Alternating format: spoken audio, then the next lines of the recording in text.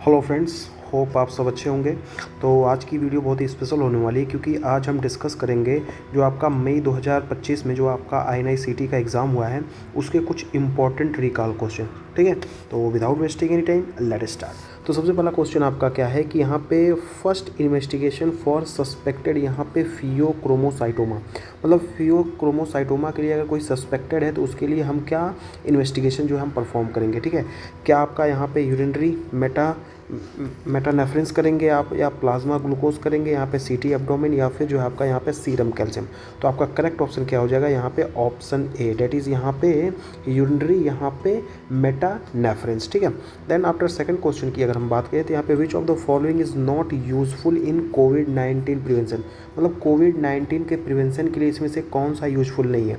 क्या vaccine useful नहीं है, फेस मास्क यूजफुल नहीं है, हैंड हाइजीन। देखिए वैक्सीनेशन भी इंपॉर्टेंट थी, फेस मास्क तो सभी लगा के चल रहे थे, यहाँ पे हैंड हाइजीन भी था। यहाँ पे इवरमेक्टिन जो है ये आपका करेक्ट ऑप्शन हो जाएगा, ये जो है इंपॉर्टेंट नहीं होती है। ठीक है, उसके बाद नेक्स्ट क्वेश्चन की बात करें तो यहाँ पे शॉर्टेस्ट यहाँ पे पेल्विक डायमीटर कौन सा होता है। क्या वो डायगोनल कॉन्जुगेट होता है, आपका ट्रू कॉन्जुगेट होता है, ऑब्स्ट्रैक्टिव कॉन्जुगेट होता है, या फिर जो है इंट्रा स्पाइनस यहाँ पे डायमीटर। तो आपका करेक्ट ऑप्शन जो हो जाएगा यहाँ पे that is option C, that is यहाँ पे आपका ऑब्स्ट्रैक्टिव यहाँ पे कॉन्जुगेट। नेक्स्ट क्वेश्चन की बात करें तो यहाँ पे पॉजिटिव विफ टेस्ट जो है वो किस चीज़ को इंडिकेट करता है। क्या वो कैंडिडा इन्फेक्शन को इंडिकेट करता है, बैक्टीरियल वेजनोसिस को इंडिकेट करता है, यहाँ पे ट्राइकोमोनियासिस को, या फिर जो है क्लेमेडिया को।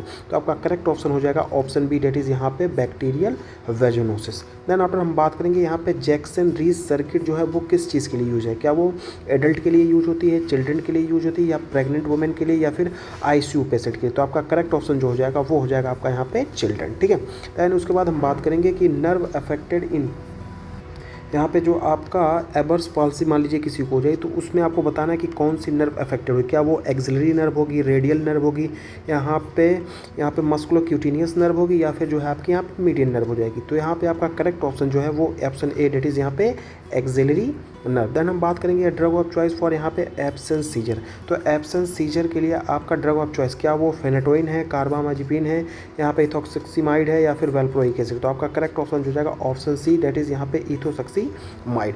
उसके बाद हम बात करेंगे यहाँ पे most common site for ectopic pregnancy, मतलब एक्टोपिक प्रेगनेंसी की जो मोस्ट कॉमन साइट, मतलब जहाँ पे उसका ओरिजिनल लोकेशन तो वहाँ पे प्रेगनेंसी ना होकर कहीं पे और होगी। क्या वो स्थमस है, एम्पुला है, फिम्बरी है, या फिर जो है इंटरस्टिशियल। तो आपका करेक्ट ऑप्शन जो हो जाएगा ऑप्शन बी, डेट इज़ यहाँ पे आपका एम्पुला।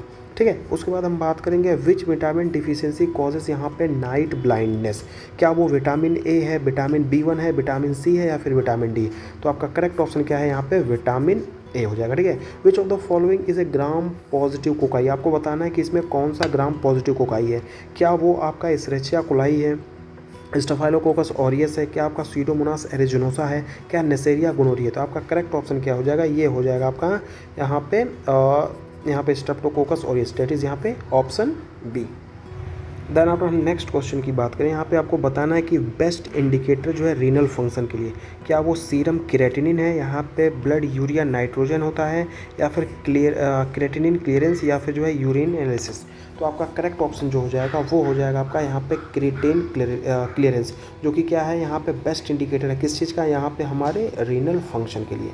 यहाँ पे which hormone is secreted by यहाँ पे कॉर्पस ल्यूटियम। तो यहाँ पे कॉर्पस ल्यूटियम ये तो मेरे ख्याल से हर किसी को पता था, प्रोजेस्टेरॉन। क्या हो जाएगा आपका प्रोजेस्टेरॉन। ठीक है, उसके बाद हम बात करेंगे which of the following is a live attenuated vaccine. आपको इसमें बताना है इसमें से कौन सी वैक्सीन जो है वो लाइव एटेन्यूएटेड वैक्सीन है। क्या वो आपकी हेपेटाइटिस बी है, पोलियो की है, मीजल्स की है, या फिर जो आपकी टेटनस टॉक्सोइड है। तो आपका करेक्ट ऑप्शन क्या हो जाएगा सी, डेट इज़ यहाँ पे आपकी मीजल वैक्सीन है, जो कि क्या है यहाँ पे लाइव एटेन्यूएटेड वैक्सीन होती है। आपको बताना है मोस्ट कॉमन कॉज ऑफ यहाँ पे मायोकार्डियल इन्फेक्शन। मायोकार्डियल इन्फेक्शन का मोस्ट कॉमन कॉज क्या होता है। क्या वो आपका कोरोनरी आर्टरी स्पाज्म है, एथरोस्क्लेरोसिस है, यहाँ पे एम्बोलिज्म है, या फिर आपका वैस्कुलाइटिस है। तो आपका करेक्ट ऑप्शन जो हो जाएगा वो हो जाएगा आपका यहाँ पे एथरोस्क्लेरोसिस। ठीक है, उसके बाद हम बात करेंगे which of the following is a loop diabetics. आपको बताना है कि इनमें से लूप डायबिटिक्स कौन सा है। क्या वो आपका हाइड्रो यहाँ पे क्लोरोथायाजाइड है, क्या फ्रोसामाइड है, या फिर स्पाइरोनोलैक्टोन्स, या फिर जो है यहाँ पे एमिलोराइड है। तो आपका करेक्ट ऑप्शन जो हो जाएगा ऑप्शन बी, डेट इज़ यहाँ पे फ्रोसामाइड। ठीक है, उसके बाद हम बात करेंगे यहाँ पे विच बैक्टीरिया इज एसिड फास्ट। आपको बताना है इसमें से कौन सा बैक्टीरिया है जो कि एसिड फास्ट है। क्या वो एस्चेरिचिया कोलाई है, क्या वो माइक्रोबैक्टीरियम ट्यूबरकुलोसिस है, क्या वो स्ट्रेप्टोकोकस ऑरियस है, या फिर जो है स्ट्रेप्टोकोकस निमोनिया। तो आपका करेक्ट ऑप्शन जो हो जाएगा ऑप्शन बी, डेट इज़ यहाँ पे माइक्रोबैक्टीरियम ट्यूबरकुलोसिस, जो कि क्या है एक तरह का यहाँ पे एसिड फास्ट बैक्टीरिया होता है। ठीक है, उसके बाद हम बात करेंगे यहाँ पे which of the following is a DNA virus. आपको बताना है जिसमें डबल स्टैंडर्ड होता है। ठीक है, क्या वो आपका इन्फ्लुएंजा वायरस होगा, यहाँ पे हेपेटाइटिस बी वायरस है, यहाँ पे एचआईवी, या फिर जो आपका मीजल वायरस। तो आपका करेक्ट ऑप्शन जो हो जाएगा यहाँ पे हेपेटाइटिस बी वायरस। देखिए हेपेटाइटिस जो है वो 5 तरीके की होती है, ए, बी, सी, डी और यहाँ पे ई। आप हमेशा याद रखिएगा कि जो हेपेटाइटिस बी होती है ना, इसमें क्या होता है, ये वायरस जो होता है वो डीएनए होता है। अब बाकी जितने भी होते हैं, यहाँ भी आपका आरएनए, ये भी हो जाएगा आपका यहाँ पे आरएनए, यहाँ पे डी जो होता है ये भी हो जाएगा आपका आरएनए, और ई जो हो जाएगा ये भी हो जाएगा आपका आरएनए। ठीक है, तो देखिए जो यहाँ पे कॉमन नहीं होता उसी को पूछा जाता है। मतलब ए, सी, डी और ई, ये चारों में क्या था, यहाँ पे जो आपका वायरस है वो होता है आपका आरएनए, लेकिन आपका जो हेपेटाइटिस बी होता है उसमें होता है डीएनए। तो आपका करेक्ट ऑप्शन क्या हो जाएगा यहाँ पे हेपेटाइटिस बी। ठीक है, नेक्स्ट क्वेश्चन की अगर हम बात करें तो यहाँ पे which of the following tumour marker is an ovarian cancer. आपको बताना है कि इसमें कौन सा ट्यूमर मार्कर ओवेरियन कैंसर के लिए रिस्पॉन्सिबल। क्या वो PSA है, यहाँ पे AFP, या फिर CA25 और यहाँ पे CAE। आपको सबको ही पता होगा कि ये करेक्ट ऑप्शन सी है। ठीक है, डेट इज़ यहाँ पे option C, date is CA125। उसके बाद हम बात करेंगे which of the following is a feature of यहाँ पे नेफ्रोटिक सिंड्रोम पूछा गया आपको।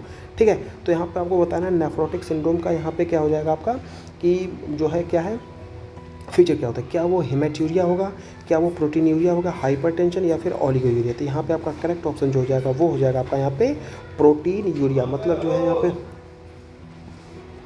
देखिए इस कंडीशन की अगर हम बात करें तो यहाँ पे देखिए नेफ्रोटिक सिंड्रोम में अगर यहाँ पे 3.5 जो है आपका ग्राम पर यहाँ पे 24 आवर में, अगर यहाँ पे 24 आवर में 3.5 ग्राम से ज़्यादा आपका प्रोटीन यूरिया जो है वो ब्लड में लॉस, यूरिन में लॉस हो रहा है, तो उसको हम बोलते हैं नेफ्रोटिक सिंड्रोम, जो कि क्या है यहाँ पे कैरेक्टरिस्टिक फीचर है किसका, यहाँ पे नेफ्रोटिक सिंड्रोम। यहीं पे अगर यहाँ पे नेफ्राइटिक सिंड्रोम की अगर बात करें तो इसमें जो है प्रोटीन का जो लेवल है वो आपका लेस देन यहाँ पे 3.5 ग्राम पर 24 आवर। ठीक है, तो ये हो जाएगा आपका प्रोटीन यूरिया। ठीक है, जो कि यहाँ पे करेक्ट ऑप्शन है किसके लिए, यहाँ पे जो कि कैरेक्टरिस्टिक फीचर होता है किसका, नेफ्रोटिक सिंड्रोम का। ठीक है, उसके बाद हम बात करेंगे यहाँ पे which vitamin synthesized in the intestinal bacteria. तो यहाँ पे जो आपका इंटेस्टाइनल बैक्टीरिया होता है इसमें कौन सा विटामिन को यहाँ पे सिंथेसाइज करता है। क्या वो विटामिन ए है, क्या वो विटामिन B12 है, क्या वो विटामिन के है, या फिर जो आपका विटामिन डी। तो करेक्ट ऑप्शन हो जाएगा यहाँ पे विटामिन के। देन आफ्टर हम नेक्स्ट क्वेश्चन की बात करें तो यहाँ पे which of the following is the features of Parkinson disease. क्या हाइपोरिफ्लेक्सिया, रेस्टिंग ट्रेमर, स्पास्टिसिटी और यहाँ पे कोरिया। तो आपका करेक्ट ऑप्शन जो हो जाएगा यहाँ पे रेस्टिंग ट्रेमर जो है क्या एक तरह का करेक्टरिस्टिक फीचर होता है किसका, आपका यहाँ पे पार्किंसन डिजीज़ का। ठीक है, यहाँ पे hormone increase in the blood calcium level. क्या वो कैल्सिटोनिन होगा, पैराथायरॉइड हार्मोन है, इंसुलिन है, या फिर आपका ग्लूकागोन है। तो यहाँ पे आपका करेक्ट ऑप्शन हो जाएगा ऑप्शन बी, डेट इज यहाँ पे पैराथायरॉइड हार्मोन, जो कि इंक्रीज करता है यहाँ पे ब्लड कैल्शियम लेवल को। Which of the following is the feature of यहाँ पे राइट साइड हार्ट फेलियर। मान लीजिए किसी को राइट साइड हार्ट फेलियर है तो आपको बताना है उसका करेक्टरिस्टिक फीचर क्या होगा। क्या वो पल्मोनरी इडिमा है, डिस्पीनिया है, पेरिफेरल इडिमा, या फिर जो है ऑर्थोपिनिया। तो आपका करेक्ट ऑप्शन जो हो जाएगा ऑप्शन सी, डेट इज यहाँ पे पेरिफेरल इडिमा। उसके बाद नेक्स्ट क्वेश्चन की हम बात करें यहाँ पे which of the following is a side effect of यहाँ पे एमिनोग्लाइकोसाइड। आपको बताना है कि यहाँ पे इसमें से क्या जो है यहाँ पे एमिनोग्लाइकोसाइड का क्या है यहाँ पे आपका साइड इफेक्ट है। क्या हेपेटोटॉक्सिसिटी है, नेफ्रोटॉक्सिसिटी है, ओटोटॉक्सिसिटी, या फिर ऑप्शन BNC, मतलब यहाँ पे नेफ्रोटॉक्सिसिटी के साथ साथ यहाँ पे ऑटोटॉक्सिसिटी। तो आपका करेक्ट ऑप्शन जो हो जाएगा वो ऑप्शन डी, डेट इज़ यहाँ पे बोथ BNC, डेट इज़ यहाँ पे नेफ्रोटॉक्सिसिटी भी होगी और यहाँ पे ऑटोटॉक्सिसिटी भी होगी। नेक्स्ट क्वेश्चन की हम बात करें तो आपको बताना है which of the following is a feature of यहाँ पे कुशिंग सिंड्रोम। तो कुशिंग सिंड्रोम का इसमें क्या फीचर है, hypoglycaemia, weight loss, moon face oblique यहाँ पे हाइपोटेंशन। तो करेक्ट ऑप्शन जो हो जाएगा यहाँ पे moon face, that is option C. मतलब कुशिंग सिंड्रोम में जो है ना आप याद कर सकते हैं कि जो पेशेंट होता है उसका जो फेस है ना वो मून लाइक हो जाता है। ठीक है, इसलिए इसको हम बोलते हैं Cushing syndrome. Which of the following is a characteristic of यहाँ पे टाइप 1 डायबिटीज़ मिलाइटिस। मान लीजिए किसी को टाइप 1 डायबिटीज़ मिलाइटिस हो गया है तो उसका आपको पूछा गया कि इसमें से क्या कैरेक्टरिस्टिक फीचर उसके हो सकते हैं। क्या वो इंसुलिन रेजिस्टेंस है, क्या वो auto immune destruction of beta cell है, ओबिसिटी, या फिर जो है एडल्ट ऑनसेट। तो यहाँ पे आपका करेक्ट ऑप्शन जो हो जाएगा वो हो जाएगा यहाँ पे auto immune destruction of beta cell. यहाँ पे जो आपका बीटा सेल है ना वो क्या हो जाएगा, डिस्ट्रॉयड हो जाएगा, और बीटा सेल क्या बनाती है यहाँ पे, इंसुलिन। तो यहाँ पे क्या हो जाएगा, यहाँ पे हाइपो इंसुलिनीमिया। ठीक है, उसके बाद हम बात करेंगे यहाँ पे which of the following is the feature of यहाँ पे हाइपोथायरॉयडिज्म। तो यहाँ पे वेट लॉस होगा, यहाँ पे हार्ट, यहाँ पे हीट इंटॉलरेंस, ब्रेडिकार्डिया ऑब्लिक यहाँ पे डायरिया। ठीक है, क्या होगा इसमें से, तो आपका करेक्ट ऑप्शन जो हो जाएगा यहाँ पे ब्रेडिकार्डिया, मतलब हार्ट बीट जो है वो आपकी कम हो जाएगी। ठीक है, और नेक्स्ट क्वेश्चन की बात करें तो यहाँ पे which of the following is a feature of यहाँ पे हाइपरथायरॉयडिज्म। हाइपरथायरॉयडिज्म का इसमें जो है करेक्टरिस्टिक फीचर पूछा, क्या कोल्ड इंटॉलरेंस होगा, वेट गेन, टैकीकार्डिया, कॉन्स्टिपेशन। तो यहाँ पे करेक्ट ऑप्शन जो हो जाएगा टैकीपेडिया, मतलब जो है इसमें आपका हार्ट रेट जो है वो बढ़ जाएगा। देन आपका नेक्स्ट क्वेश्चन की हम बात करें which of the following is iron deficiency anaemia का यहाँ पे फीचर, क्या ये एक तरह का माइक्रोसिटिक एनीमिया है, माइक्रोसिटिक हाइपोक्रोमिक एनीमिया है, नॉर्मोसिटिक नॉर्मोक्रोमिक एनीमिया है, या फिर जो है हीमोलिटिक एनीमिया है। तो आपका करेक्ट ऑप्शन जो होगा यहाँ पे ऑप्शन बी, डेट इज यहाँ पे microcytic hypochromic anaemia is an, ये क्या है, इसका फीचर होता है किसका, आयरन डिफिशिएंसी एनीमिया का। ठीक है, तो माइक्रोसिटिक हाइपोक्रोमिक एनीमिया हो जाएगा। यहाँ पे which of the following is feature of यहाँ पे मेगैलोब्लास्टिक एनीमिया। तो मेगैलोब्लास्टिक ये हमसे याद रखिएगा, मेगैलोब्लास्टिक क्या होता है, यहाँ पे मेगा, यहाँ पे माइक्रोसिटिक होता है, इसको तो डायरेक्ट याद रखिए आप कि यहाँ पे मेगैलोब्लास्टिक, यहाँ पे हो जाएगा आपका माइक्रोसिटिक एनीमिया। करेक्ट ऑप्शन हो जाएगा माइक्रोसिटिक एनीमिया, डेट इज यहाँ पे ऑप्शन सी। उसके बाद हम लास्ट क्वेश्चन की अगर हम बात करें, which of the following is a feature of haemophilia A.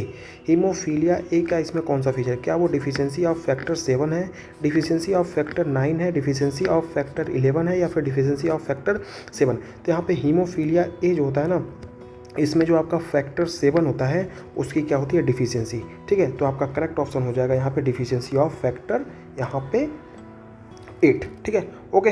तो ये था आपका यहाँ पे कुछ इंपॉर्टेंट क्वेश्चन जो कि यहाँ पे INSIT में जो है इस बार पूछा गया था मई में 2025 में। होप आपको ये वीडियो अच्छी लगी हो। Thank you for watching, keep supporting and have a nice day.